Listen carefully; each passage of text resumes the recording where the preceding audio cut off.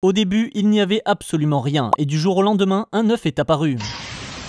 Voici le tout premier Pokémon, Arceus. À peine debout, il se prend déjà pour un dieu et décide de créer l'univers. Mais bon, tout gérer tout seul, c'est fatigant. Alors il crée Dialga pour s'occuper du temps et Palkia pour l'espace. Voilà une belle start-up cosmique. Mais Arceus ne s'arrêtera pas du tout là. Il donne ensuite naissance à 3 nouveaux Pokémon, Créelfe, Créfollet et Créfadé. Chacun avec la mission respective de distribuer le savoir, les émotions et la volonté. À ce moment, tout va bien, l'univers prend forme et la vie est en bonne voie. Mais alors que la matière et l'esprit se retrouvent, voici qu'arrive l'imperfection avec son représentant Giratina.